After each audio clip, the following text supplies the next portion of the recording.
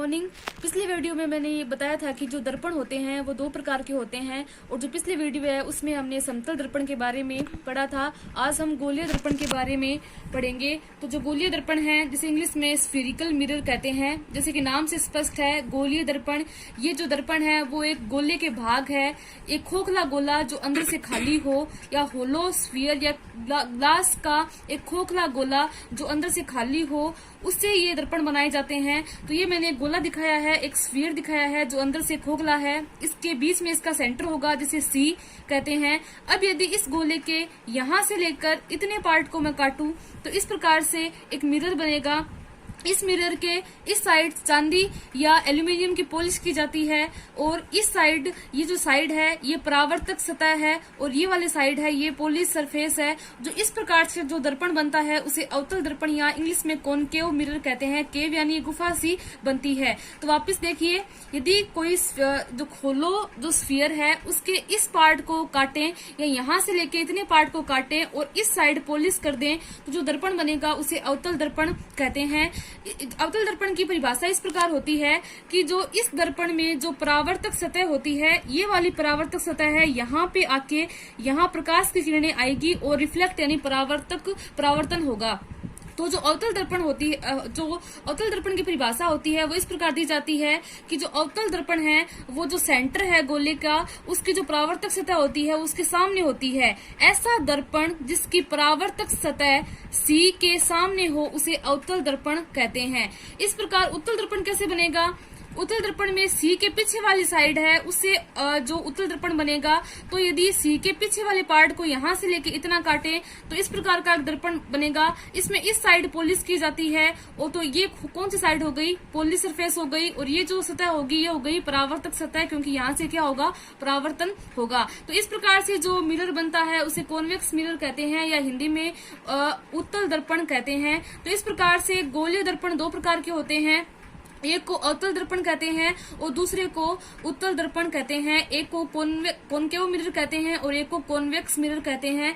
अब हम अवतल दर्पण के बारे में कुछ पढ़ेंगे।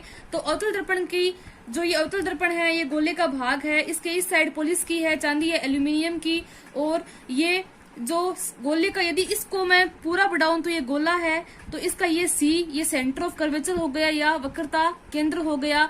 इसको पी या पोल कहा जाता है, हिंदी में ध्रुव कहा जाता है। तो सी को क्या बोलते हैं? वक्रता केंद्र कहते हैं, इंग्लिश में सेंटर ऑफ कर्वेचर कहते हैं, या गोले का मिड पॉइंट बोल सकते हो आप। ये फोकस है। फोकस हमेशा पी यानी ध्रुव व सी के एकदम बीचों बीच स्थित होता है। इसे एफ या इंग्लिश में फोकस कहते हैं। याद रखिएगा कि सी से पी के बीच की दूरी, यानी यहाँ से लेकर यहाँ तक की दूरी, वक्रता केंद्र सी से ध्रुव ओ या पी के बीच की दूरी को हम वक्रता त्रिज्या आर कहते हैं। इसी प्रकार फोकस एफ से पी की दूरी या फोकस एफ से ओ ध्रुव की दूरी को हम फोकस दूरी कहते हैं।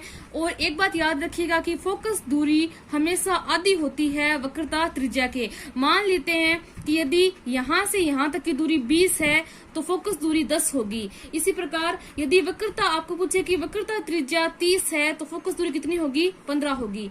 ठीक है।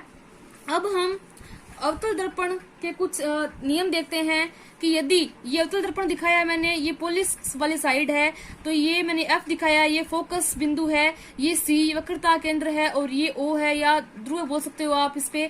यदि जो प्रकाश की किरणें हैं वो मुख्य अक्ष, ये मुख्य अक्ष है, मुख्य अक्ष वो अक्ष होता है जिसपे वक्रता केंद्र तथा फोकस स्थित होते हैं। यदि प्रकाश की किरणें समानांतर आ रही है, ये मुख्य अक्ष है, इसके समानांतर प्रकाश की किरणें आ रही है, यहाँ ये भिड़ रही है, यहाँ क्या होगा? यहाँ परावर्तन होगा। तो टकराने के पश्चात एक बिंदु पर इकट्ठा होगी, इसी बिंदु को फोकस कहा जाता है।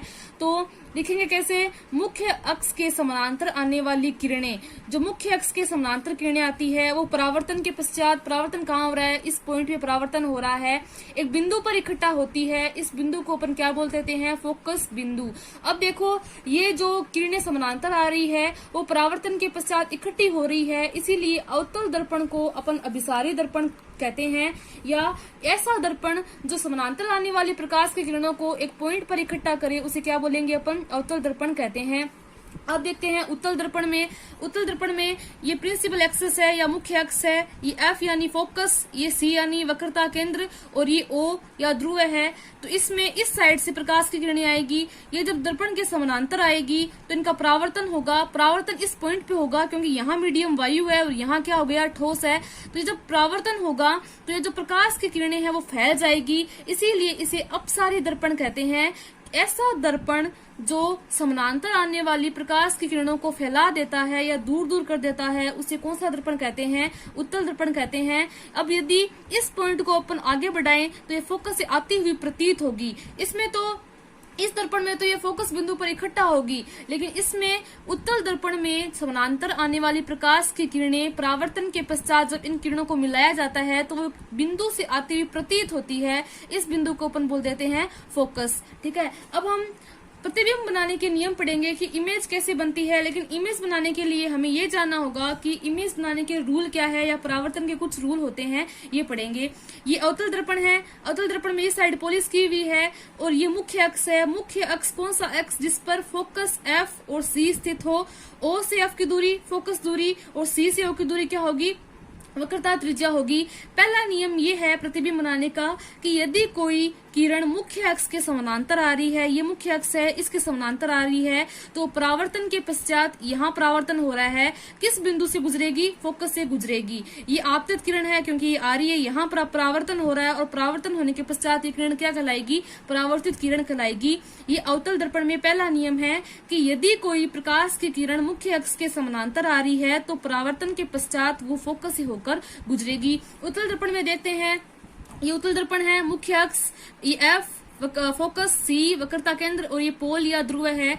इसमें ये किरण मुख्य अक्ष के समानांतर आएगी तो ये परावर्तन के पश्चात ऐसे जाएगी, लेकिन ये फोकस बिंदु से यदि अपन इसको पीछे बढ़ाएं तो ये एक बिंदु से आती हुई प्रतीत होगी, जैसे क्या बोलेंगे, एफ या फोकस बोलेंगे। तो पहला नियम क्लियर है कि जब कोई प्रकाश की किरण मुख्य अक्ष के समानांतर आती है तो वो परावर्तन के पश्चात फोकस से होकर गुजरेगी या फोकस से गुजरकर या प्रतीत होगी, इसे उत्तल दर्पण में प्रतीत होगी और इससे रियल में गुजरेगी। अब हम देखते हैं दूसरा नियम।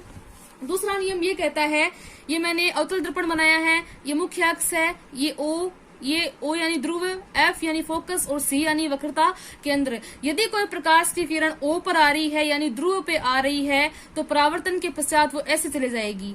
जितना कोण वो ये आपतित किरण है, जितना कोण ये मुख्य अक्ष के साथ बनाएगी उतना ही ये जाते टाइम बनाएगी। ठीक है, तो ये नियम है कि यदि कोई किरण ध्रुव पर आती है तो वो परावर्तन के पश्चात तिरछी चली जाती है या तिर्यक चली जाती है। इस प्रकार उत्तल दर्पण में इस प्रकार होगा, ये मुख्य अक्ष है, ये किरण इस प्रकार आएगी और परावर्तन के पश्चात इस प्रकार चली जाएगी। ये कोण आई है, कोण आई यानी आपतन कोण, कोण आर यानी परावर्तन कोण। अब हम पढ़ेंगे तीसरा नियम। ये मैंने अवतल दर्पण दिखाया है कि यदि कोई किरण मुख्य अक्ष में सी से होकर गुजरेगी तो परावर्तन के पश्चात यहाँ परावर्तन होगा, ये किरण है, ये सी से होकर गुजरी और यहाँ दर्पण से टकराकर उसका क्या होगा, वो उसी पाथ पर वापस लौट जाएगी, जिस पाथ से आई है उसी पाथ पर वापस लौट जाएगी। तो ये नियम ये कहता है कि यदि कोई किरण सी से होकर या वक्रता केंद्र से होकर गुजरेगी तो वो उसी मार्ग से होकर वापस लौट जाएगी। यहाँ इस पॉइंट पर कोण आई या आपतन कोण तथा परावर्तन कोण आर का मान क्या होगा, 0 होगा। और यहाँ उत्तल दर्पण में आभासी कंडीशन दिखाई जाएगी। तो यहाँ अपन मान रहे हैं कि कोई किरण सी से आ रही है तो परावर्तन के पश्चात सी से होकर ही चली जाएगी। अब चौथा नियम ये है कि यदि कोई किरण, पहले नियम का उल्टा है। पहला नियम क्या था कि यदि कोई किरण समानांतर आती है तो फोकस से जाती है, तो ये नियम उल्टा है कि यदि कोई किरण फोकस से जाएगी तो वो परावर्तन के पश्चात क्या हो जाएगी, समानांतर हो जाएगी। यदि कोई प्रकाश की किरण मुख्य अक्ष में से फोकस से होकर फोकस के अंदर से जाएगी तो वह यहाँ से परावर्तन होगा, परावर्तन के पश्चात वो मुख्य अक्ष के क्या हो जाएगी, समानांतर हो जाएगी। Thank you.